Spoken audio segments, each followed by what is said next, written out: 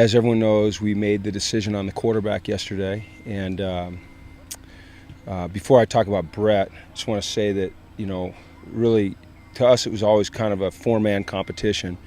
And I thought all four of those guys really elevated their play. And I think the competition was good for them, which in turn is good for our team.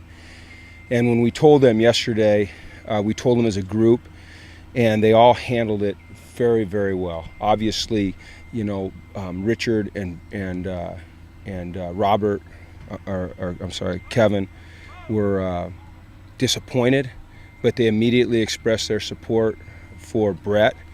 They both, Richard has come in already and said, hey, listen, I understand the decision. I support the decision.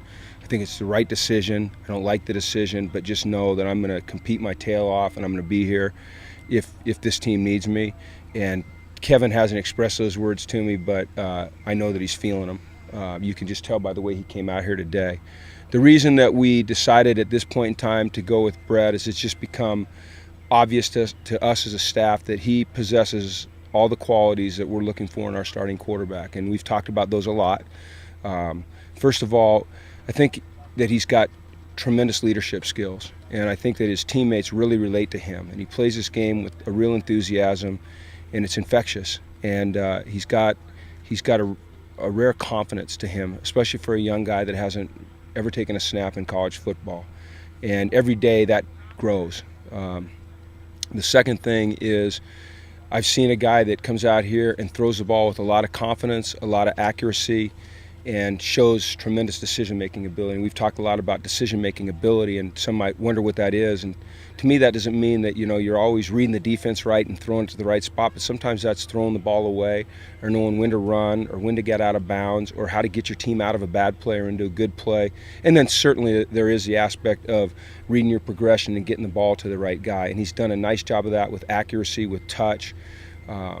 He's still a young, developing quarterback, but we just really believe that as he gets more and more playing time, that he's really going to become an outstanding football player for UCLA.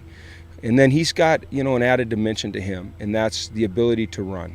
And at this level, you'd like it to be pretty and just like it's drawn up on paper with a nice clean pocket all the time, but the reality is that's not how it is in football at this level, and plays break down. And when a play breaks down, you need a quarterback that's not only a threat to stay alive in the pocket and throw the ball down the field, but is also a threat to run the football.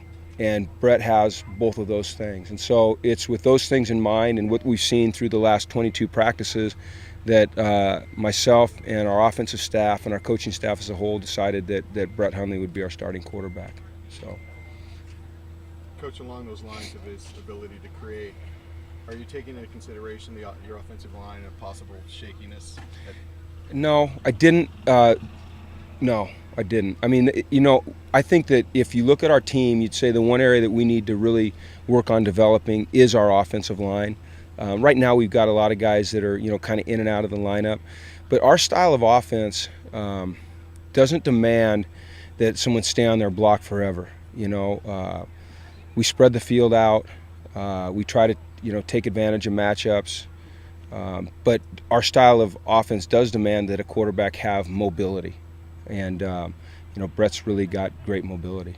Is there, if you're going to be in this situation with the line, the fact that you have someone like Xavier on the left, if you had to pick one spot where you had your best offensive lineman, that would be it? Definitely. Your left tackle is typically, you'd like to have him be your most athletic and dependable guy. He doesn't have to be the most physical guy, but he's got to be a guy that can protect the quarterback's blind side. And fortunately for us, Xavier has stayed healthy. Every day he gets a little better. I think something that I forget and our coaches forget, and I don't know, you guys probably don't forget it, but he played as a freshman, and then he took 2 years off, and now he's back. It's been a long time since he played football, and it wasn't like this was a guy that had played 3 years and then took a couple years off. He played 1 year, and that doesn't occur to me enough. I expect him to be at a higher level than he is just because of his age, but his football experience is relatively nothing. He's been as a freshman. So, but I think he's going to keep getting better and better, and that's where you want him. Does he talk to you about tackle eligible plays? 'Cause, No, we they haven't talked They about. threw one to him in the bowl game. Did they? It's a high pass. Really? Yeah. I mean, Noel's pretty creative. Right now, as you guys know, we are just trying to master our base offense. I mean, we had a reverse in there the other day, but we're not trying to get real tricky. A lot of what we do offensively is deceptive anyway. But I think as we go through the season, we start to feel, good about the foundation of what we're doing. Maybe we'll add a tackle eligible down on the goal line or something. But X is athletic, and he can catch the ball. With Hundley designated, were you able to install a little bit more tailor-made for him today? Not today, no, because we already had our installations planned. But I think as we go forward, we get more into game planning, I think that'll certainly be something that we look at. You're always going to try to tailor your offense and really your defense to the skill sets of your players.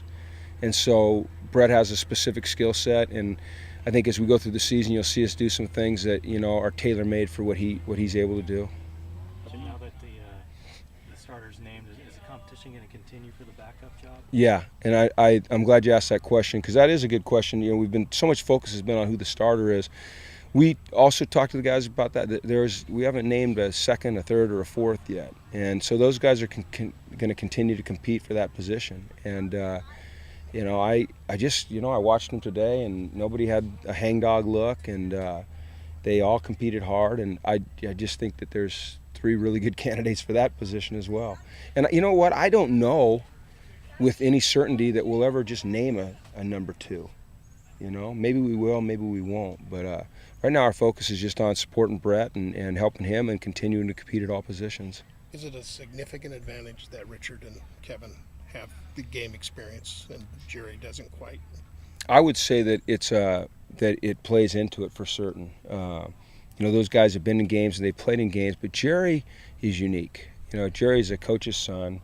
His dad was an outstanding quarterback. He's been around this game forever. There's something about Jerry that just tells you that if he were thrown into the fire and had to go out and perform, that he'd do a good job. Whether he'd played a snap of college football or not, he's just got a savvy about him, a calm about him. He doesn't get anxious out there. He keeps his cool. But I think you have to figure in there at some point game experience.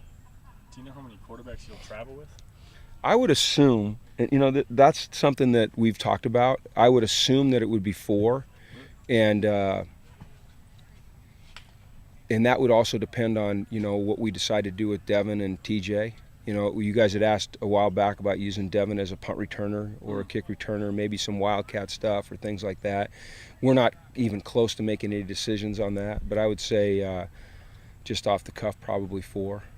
I went through the numbers last night, and I think we can do it with 4. But that 4th guy would have to be like a Fuller type, or he. No, it could be the 4 that I just mentioned. Okay. It could be the Brett, the Kevin, and the Jerry, the Richard. Those 4. Yeah. So. Injury update? Well, Joe was back out there today. Luke Gain is going to be. He worked a little bit today. Malcolm Jones worked a little bit today. Trey Hale worked, and then we took him in. Who? Yeah, Greg got. Greg said he got hit in the head a couple days ago and hadn't really said anything about it, and it started to affect him a little bit today. So we took him in. We're a little bit short on the offensive line, so if you guys want to volunteer to put some pads on this evening.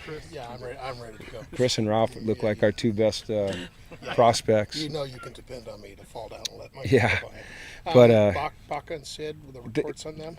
There's still just lingering effects of concussions. Are they back here? They are here. Yes, they are here. And they were officially concussion. yeah, minor, but minor is still a concussion. And so, like I've said, and really want to stick to this, is we're not going to mess with head and heat. And I think sometimes it can be a combination of both. You got a little concussion and you're in this heat, and it's a little bit tougher to come back. But I'm really proud of the guys that are out there fighting through it, because there's a whole bunch of guys that are doing a lot of really good things out there. It just seems that our offensive line, in every camp I've ever been in, there seems to be a group that there's a high rate of attrition. And in this camp, it's been the offensive line. So, that's a little bit of a hurdle, but we're getting through it. And Kenny Walker?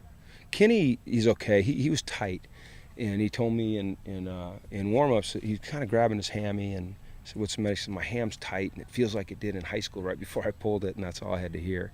You know, with an athlete like that, he's a hurdler.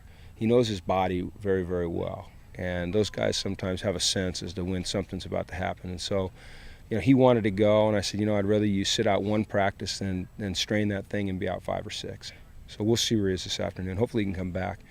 I would expect that he'd come back, just, what he showed with the finger, and he's a pretty tough kid.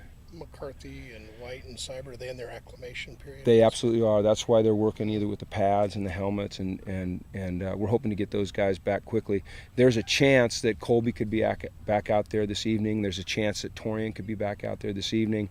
Ellis is not quite ready yet, but he ran yesterday, and I don't know if he ran today because I wasn't paying attention to what was going on over there. But did you guys see him? Did he run a little bit?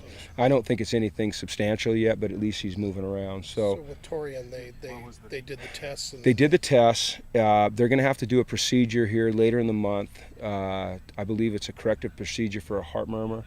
I don't know. Obviously, I don't know the medical terms for that, but he's been cleared. So we just have to. The thing we want to do with him is make sure that, in terms of conditioning and movement stuff, that he's ready to go before we stick him in the live fire. So, other than that, 6 o'clock tonight and 4 o'clock tomorrow, and you guys will probably want to find Mr. Hunley somewhere. Since we did such a good job naming your starter, you want us to work and name your No, backup? I was just hoping that we could not talk about that every day, but that's okay. I know we probably will now. Is this your